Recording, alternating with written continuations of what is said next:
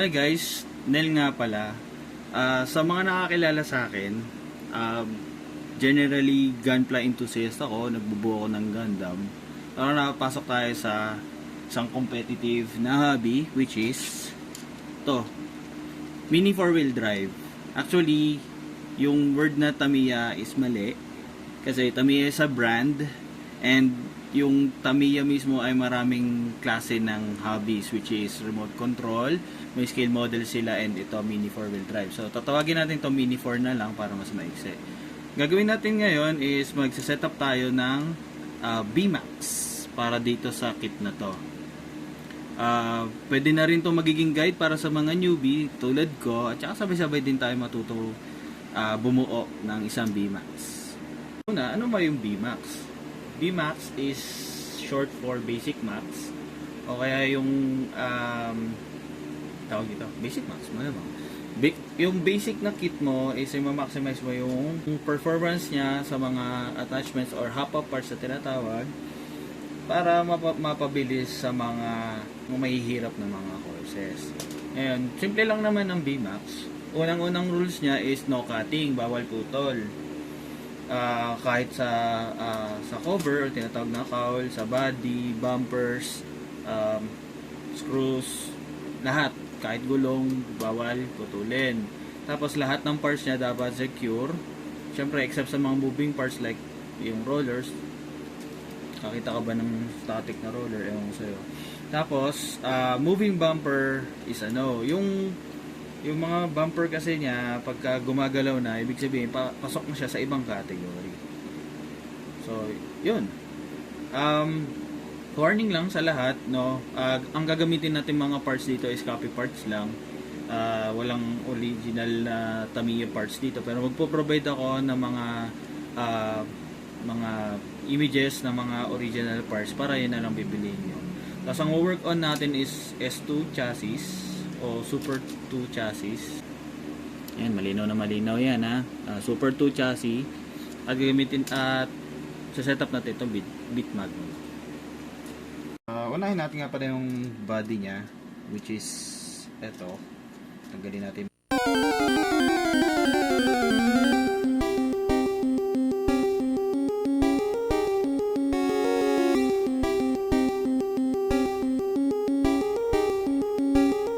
Okay, mag-umpisa ngayon tayo dito sa gear, which is tawag ay counter gear. Ito po. Yan. Itong plastic na to, papalitan natin siya ng bearing. So, tatanggalin natin siya. Ang lalagay natin ay ito. AO520. Ayun. Lalagay pala natin ay 620. Medyo mas malaki siya. Focus camera. Focus. Come on. Come on camera. Yan. Yan po. Ang gagamitin natin. Lalagay po natin siya dito. Yan. Diba? Cool. Ngayon, itong shaft natin, lalangisan natin yan. Huwag gagrasahan natin. May grasa tayo dito.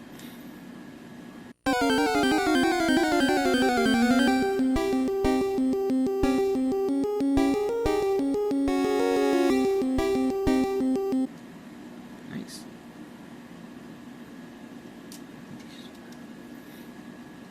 Titignan natin ngayon ang behavior ng gulong. Ayan. Okay, cool. So ito, ngayon babalik tayo dito sa may gulong, tatanggalin natin to, papalitan din natin siya.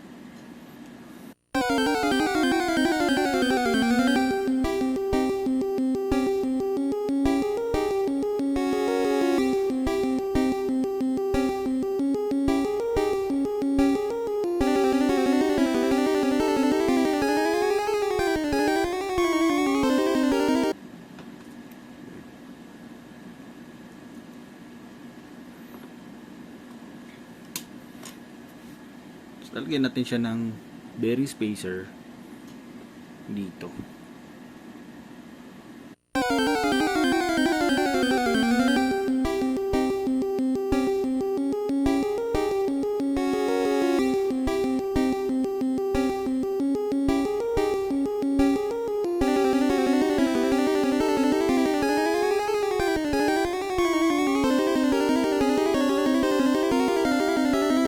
pansamantala, tinanggal ko muna to kasi naglalaglagan eh. Yan, focus camera, focus lang. Tinanggal ko muna to, titingnan natin to. So you can see, madulas siya, hindi maingay. Nice. Yan, titingnan natin ngayon, ito. Focus lang camera. Yan, titingnan natin to kung gumagalaw siya. So yun, side to side siya, ganun din dito. So mag-a-adjust tayo dyan, lalagyan natin siya ng space, ng washer.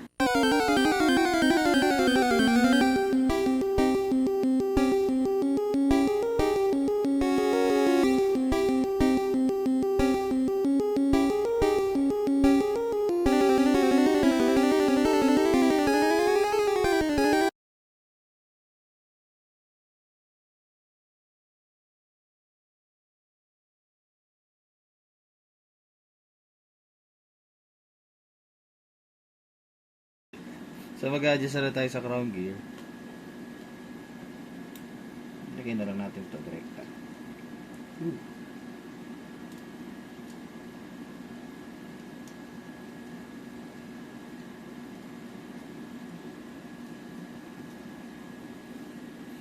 Gawin natin. So maglalagay na tayo na oh no, nawala pa na lang.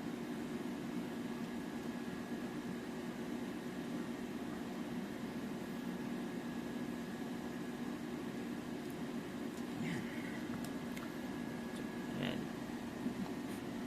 Sorry po, focus lang. So yun guys, alagyan na natin lahat to. So ito din, maganda na rin ng takbo. Wag nyo focus. Yan, wag nyo kakalimutan yung spacer na yan kasi hindi iikot na maayos yan. Tapos magbigay kayo ng kahit konting allowance lang. Pero dito okay na yan. Kaysa mag-aalog siya. Okay, gagrasahan na natin to.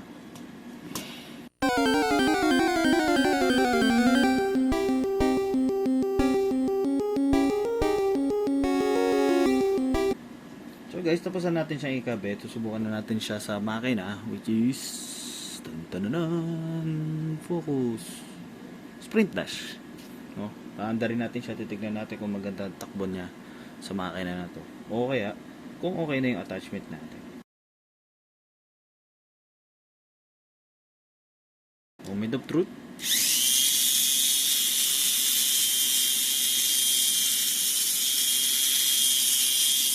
So far, tahimik naman. Okay na. Move na tayo sa mga bumpers. So dito sa rear parts o rear bumper natin, gagamit tayo ng mga tinatawag na FRP. Mga tinatawag na fiber reinforced plates. Talino na. Dami alam eh. So ito mga gagamitin natin. Actually sa front yan. Mali.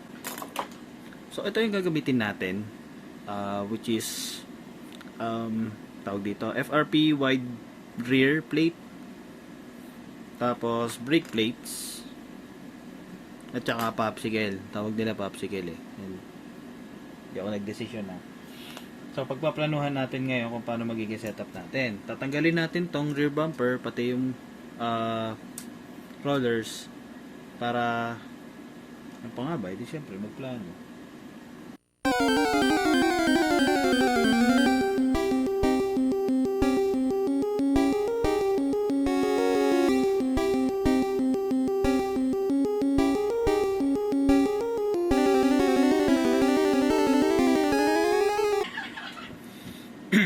So ito guys, tatanggalan natin tong bumper. Pagpapalunan natin ngayon kung paano siya sa setup. Ngayon, kakailanganin natin ng plastic spacer. Ayan. Plastic spacer po iyan. Tinanggal ko lang doon sa kanyang runners. Ayan. Ay pala, pwede rin tayo gumamit nito. Tawag dito 3-point system. May isang set nito pero binili ko siya individual lang. Okay. So mga magtatanong sa akin kung gaano kahaba to. Ito, itong screw na to. Flathead screw to. So you see. flat head siya. Kung magtatanong sa'yo sa akin na kung gaano to kahaba, huwag nyo na akong tanongin, nakalimutan ko kasi. Yun.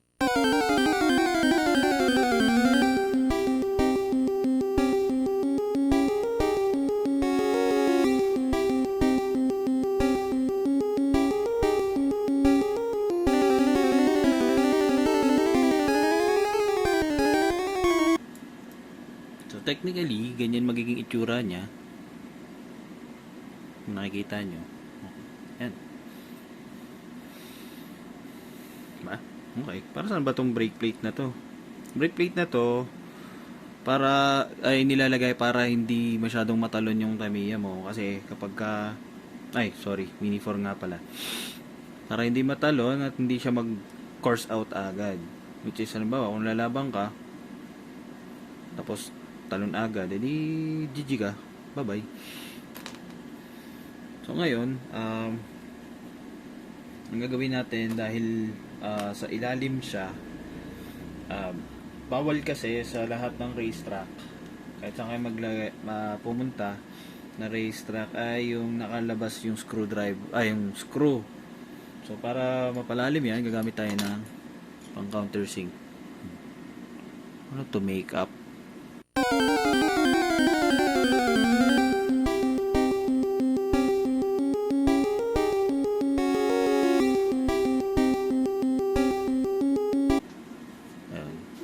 Nakikita nyo, nakalubog na yung ulo, pero lalaliman ko pa yan.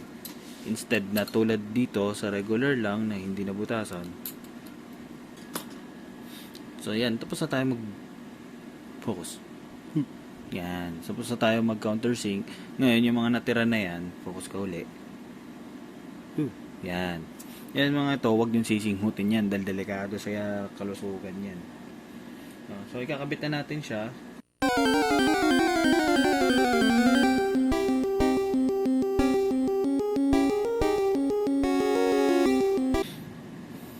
Guys, so kamali tayo, nakita nyo.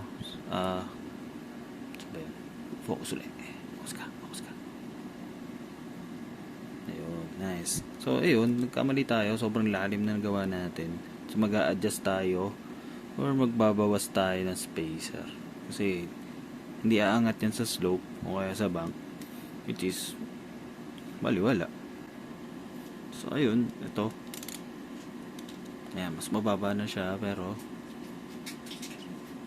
focus ka naman. Yan. Ayan. At least yan, makakakyat na yan. Ha? Cool. Okay, kapit na.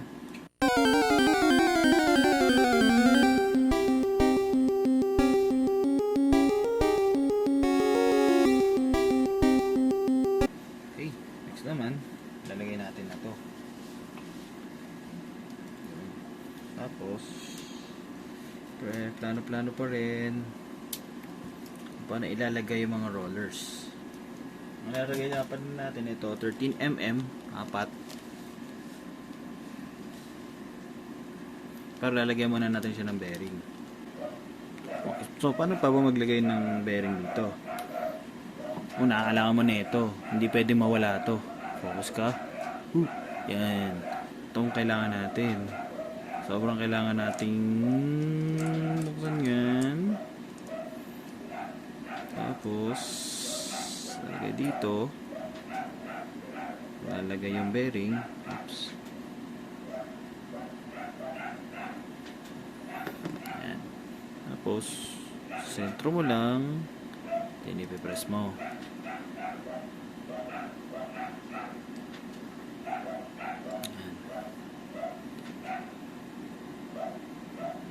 Ayan. Bearing lulubog.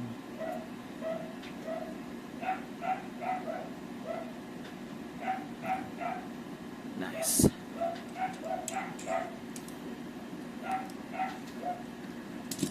At meron ka ng roller na may bearing. Bearing roller. Yan. So, 4 na beses mong gagawin ngayon yan. Okay, balik tayo sa planning na ito kasi ilalagay natin yung mga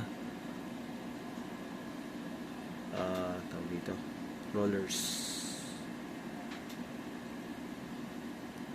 Plano natin. So, dahil 13 siya, As you can see guys, focus. Yan, may mga number siya which indicates yung laki ng rollers nyo. So dahil 13mm to, sa 13 natin siya ilalagay. Ayan ang plano natin. Tapos madali na natin ilalagay dito yung ibang mga rollers. Okay, may problema tayo, hindi na siya naikot. So hindi tayo pwede rin magdagdag.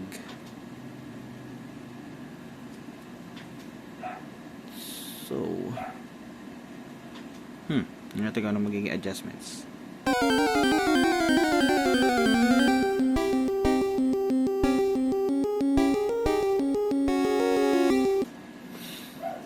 Okay, so ayun, magsisettle na lang tayo sa ganito. Dahil as you can see, umiikot siya.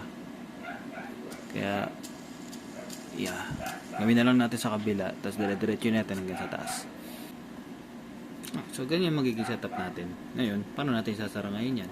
Gagamit tayo ng tadan, tawag yan ball caps. Yan, ilalagay natin sa ibabaw nito para masara sila. Okay, so yun, activate na natin. Yan. Lahat yan umiikot. Okay, kabit na natin sa likod.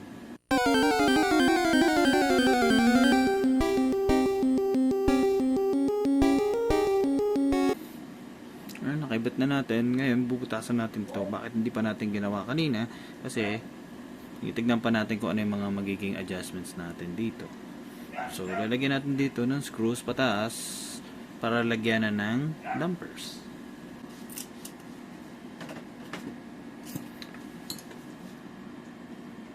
Yan. So, ayan, ilagay na natin guys yung para sa damper. So, move na tayo para sa front bumper. Tanggalin natin yung rollers. Yan. So, ngayon, pagpaplanuhan natin yung magiging harapan. Ito gagamitin natin. Yan, pang focus. Focus, come on. Focus. Yan. Fully, pang, ito. FRP, front, wide na pang fully cowl dahil fully cowl kasi tapos ito front plate din siya pero as far as I know this is for X chassis. Tapos ito yung magiging underguard natin. Yan, so ganyan magiging itsura niya. So guys, ganito mangyayari ngayon. Lalagyan natin to and lalagyan natin ng spacer siya in between the front bumper at saka ito.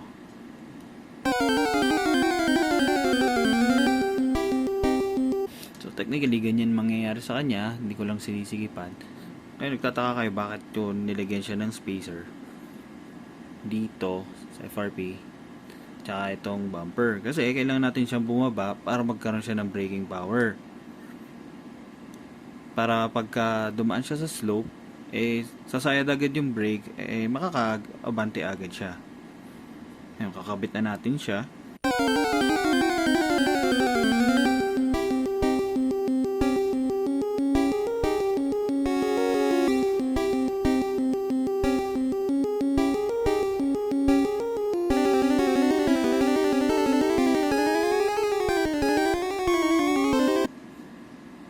So, yan. Nalagyan na lang natin tong front plate. Ngayon, plano dyan is yan, ganyan. Let's go.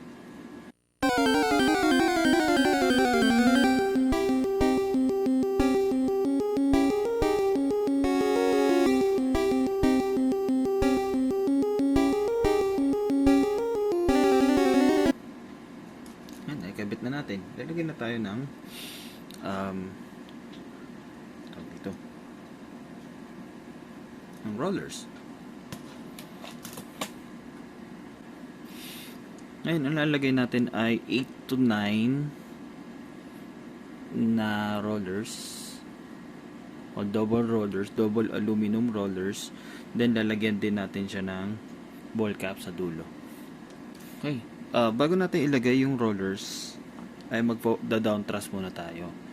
Yung about dun sa down thrust, tsaka na namin na-explain yon. Pero ang technically, yung gagawin lang, ibabaluktot lang to pa forward. Pa forward. Okay, so align naman siya. Wala namang issue. Lalagay na natin rollers. Guys, nga pala, sa lahat ng rollers ang ginagamit natin ay itong 520. So, bali sa isa, dahil double roller siya, dalawa gagamitin natin.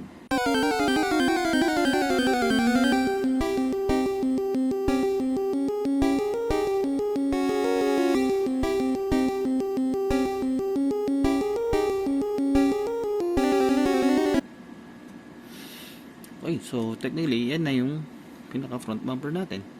Okay, proceed na tayo sa side mass damper. Para saan ba yung side mass dampers? Or mga mass damper? Ginagamit yun para hindi tumalbog yung mga mini 4-wheel natin, tapos ma-course out, edi talo ka, di ba? So, para maiwasan yun, maglalagay tayo ng mga dampers dito, pati sa harapan, para mabalanse lang, tsaka maiwasan yung talbo. Okay, kabit na natin.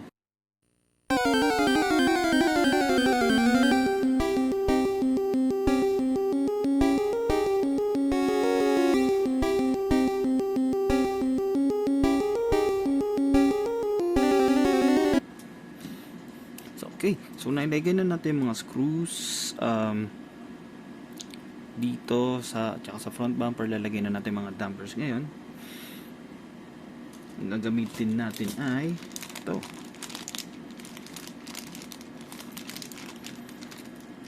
Una is bullet type. Focus. Yan. Bullet type. So mukha siyang bala. Ganyan siya. At tsaka ito, mga lightweights. So, bali, dalawa neto sa harap at likod. Tapos, ito sa gilid.